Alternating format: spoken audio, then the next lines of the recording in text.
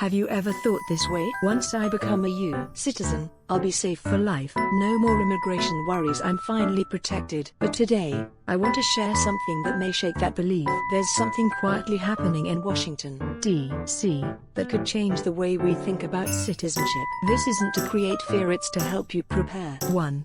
Is U.S. citizenship truly permanent? Many naturalized citizens believe that once they receive citizenship, it's the final step, that nothing else can threaten their legal status. But that's not entirely true anymore. In the summer of 2025, the U.S. Department of Justice issued new internal guidance. It called for a more aggressive review of naturalized citizens, with the goal of revoking citizenship where possible. The policy reads, challenge naturalized citizenship wherever there is a legal basis to do so. This means your citizenship, which may feel like a permanent shield, could now be subject to review even years after it was granted. 2.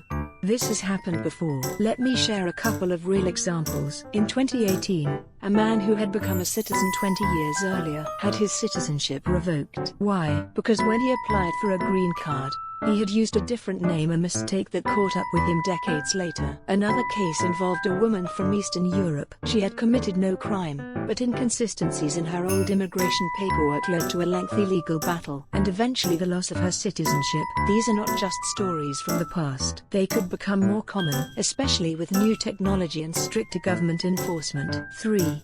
The 4 legal grounds for revoking citizenship. The Department of Justice outlines 4 main categories that can justify denaturalization. 1. Fraud or misrepresentation during the naturalization process. If you left out key facts or gave incorrect information even unintentionally during your citizenship process, it may be grounds for revocation, even if it happened 10 or 20 years ago. For example, if your green card was based on marriage, and the government questions whether that marriage was real or stable, they may investigate again. 2. Involvement in crimes or threats to national security. This includes serious crimes like drug trafficking or human smuggling, but it can also include lesser-known issues such as gang involvement, financial fraud, or even being investigated but never charged. Yes, even arrest records from your youth could be brought up again. 3. Issues of moral character. This is perhaps the most vague and dangerous category. It's not just about breaking the law. It includes who you're associated with,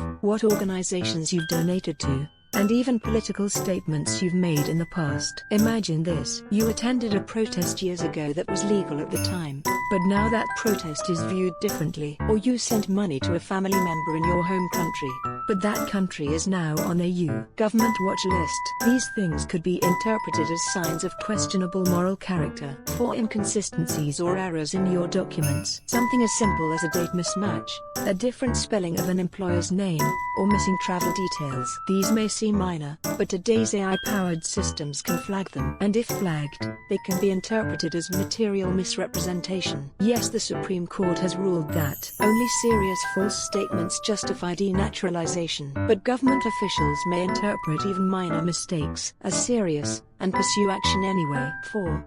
Why senior Korean Americans should be especially cautious. Many of our Korean American elders obtained green cards and citizenship decades ago. Back then, most records were paper-based. There may be gaps or inconsistencies in your documents without you even knowing. And if you frequently traveled back to Korea to visit family or for business, that could be used to argue that you didn't intend to permanently reside in the U. Also, many seniors may not be active on social media, but their past posts or even family members' posts could still appear during investigations. The risk is not immediate deportation. It's about not being ready when questions arise. 5.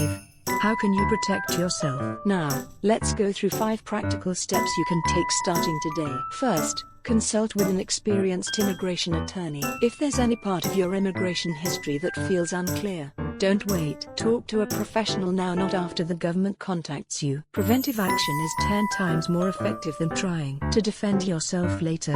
Second, organize your documents. That includes passport and naturalization certificate, all immigration forms, green card, N400, etc. Travel records, airline tickets, old letters, photos, receipts, proof of work history and residence in the U.S. Having these ready helps you prove your side if questions arise later. media. Third, review your social media. Posts from years ago, political messages, protest photos, shared articles can be viewed differently today than when you first posted them. This doesn't mean you should hide who you are, but be aware of how outsiders might interpret your public content. Fourth, document your overseas trips carefully. Keep records of every visit abroad. Include departure and return dates, who you visited, and why. If needed, this can help show that your primary home has always been the USS. Fifth, never lie, not even small lies. If you're worried about past mistakes, discuss them honestly with your attorney. Trying to hide the truth is far more dangerous than confronting it. A single misstatement can put your citizenship at risk. 6.